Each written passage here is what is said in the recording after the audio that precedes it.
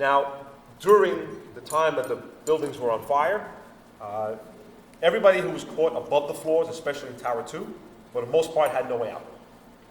The intense heat and smoke and caused by the planes and the fuel in the planes igniting everything. Jet fuel is very highly volatile. It's more volatile than gasoline or diesel. And these individuals committed not suicide, but jumped to their death. And about 100 or so jumped to their death because what was behind them was so horrific that they figured, if I'm going to die anyway, let me make it quick and fast. Now, I don't call them suicides because a suicide is someone who's made up their mind to end their life for whatever their troubles may be. Depression, anxiety, whatever it is. These individuals were ordinary American citizens like yourselves who were going to work every single day and went there to work that day and were put in a situation they had no control. And if you watch the Towering Inferno movie, you realize that the fire is growing and it's climbing floor for floor and it's pushing you out towards the window and there's no way out. And that's what these people did. There were people that were literally on fire, standing on the window's edge. There was actually a couple that actually leaped and took their plunge together. And that's very, it's an image that you really, it's hard to get rid of.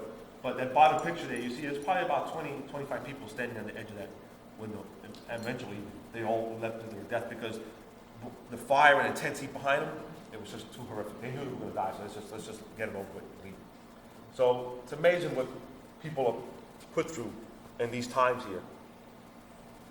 Now, however, we did have some unique moments that were awe-inspiring, like those 3 New York City firefighters who raised the American flag on a broken, tilted pole down in Ground Zero, down in the center of it. And there, it wasn't for paparazzi. There wasn't a group of photographers and newscasters and news people. But there was a lone photographer who was taking pictures on his own, and he would sell them. He was a freelancer, and he took this picture from a distance. And when he sold it about a week later, so the story goes, sold it to a small northern New Jersey newspaper who would buy pictures and was taking pictures and said, "Hey, send me some pictures." I said, "Well, I took some here. I sent it to you." And when he goes through it, he finds this one. And he calls him up, and I guess he said, "Hey, you know, you've taken the picture that's going to immortalize 9/11. It's going to stand out, and it's going to immortalize you."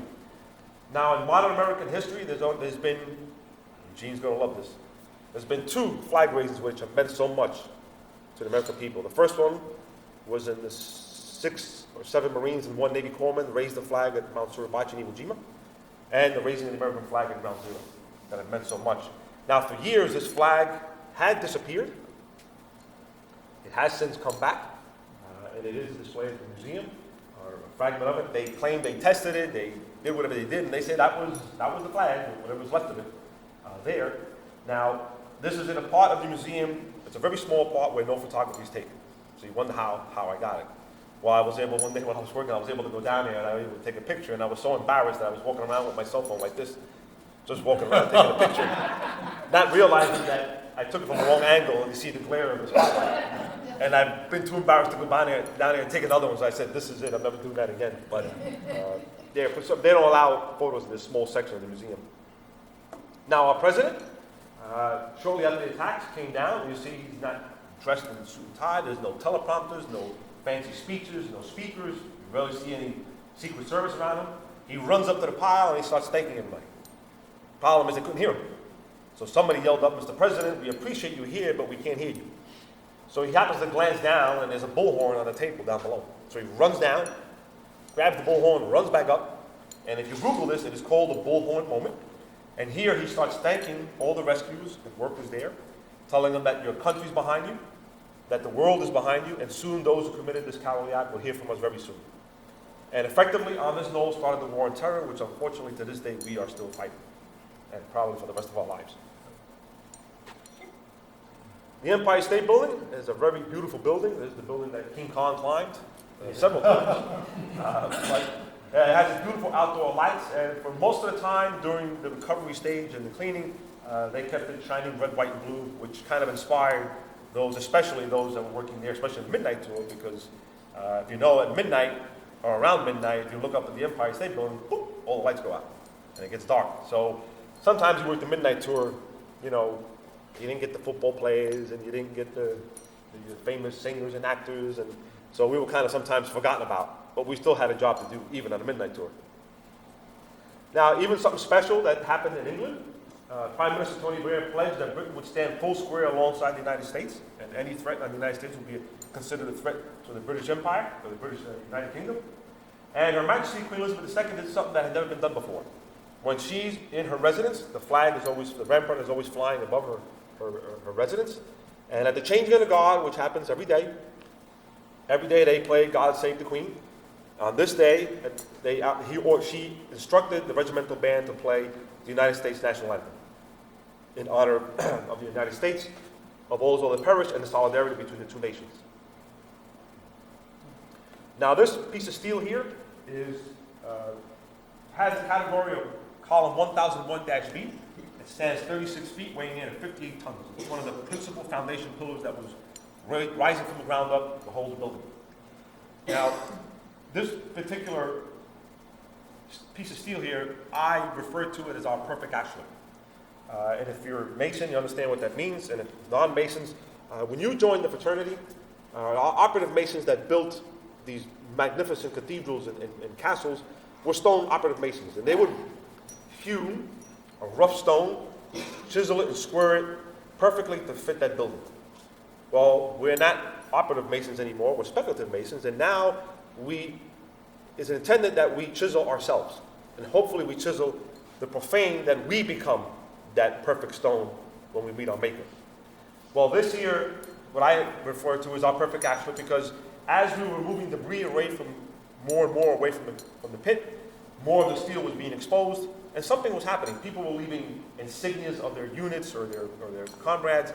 They were leaving pictures of loved ones, flowers, cards, and it became such an iconic piece that when it was all cleared, it was a massive pile of letters and cards and flowers and teddy bears left there from people that lost loved ones or just wanted to stop by and leave something. So this became our perfect ashlar, and it was cut down in May of 2002. It was the last piece of steel, the last piece of debris removed from ground zero. It was draped in an American flag on a flatbed tractor trailer and taken to an old, I believe, Pan Am air hangar that was out in JFK that was no longer in use. And there they stored it, along with thousands of other pieces of steel and other pieces, significant pieces that eventually might become part of a museum. Now, the Port Authority and the powers that be were already thinking ahead. And as horrible as this was, as horrible tragedy as this was, they realized that someday there might be a memorial or museum to honor those who perished on this day. Now, why do we do that? It seems like right now in the United States we're troubled with our flag, and we're troubled with statues, and we're going to tear Albert Pike down, and we're going to tear Confederate, and it's just a bloody mess that's going on. And I still have a rabbi friend of mine, and he was actually one of the survivors from the Holocaust. He was a young child. And he went back for the first time to visit the camps in Europe where his family was taken and killed. And I asked him, I said, why would you want to go back and see that? Wouldn't you want to rip it down to the ground? He said, sure. My first instinct is to rip it out of the ground and never be seen again. He goes, but the problem is that if we do that, people will forget what happened. And if you forget what happened, you're doomed to repeat it. So if you forget your history, you're actually doomed to repeat it. So I want the world to know what happened here, who suffered here, in the hopes that nobody will ever have to go through this again. So that was one of the thinkings of Port Authority, and hoping that someday they would make a memorial to honor those. Now, in around a few weeks after 9/11 happened, the Port Authority created a team, which I was a part of, and we called ourselves Working Below Ground Zero. Now, every federal agency in the United States government, for the most part, had an office in the World Trade Center. Some were out in the open, some were secret, but CIA had offices there, FBI, ATF, DEA, Secret Service, everybody had an office there. It was very important in the city. For the most part, it is the most famous city in the world, but also because the United Nations is there. And the United Nations, people realize that even our foreign enemies are allowed to land in New York City, and they are allowed safe passage to and from their consulate to the United Nations.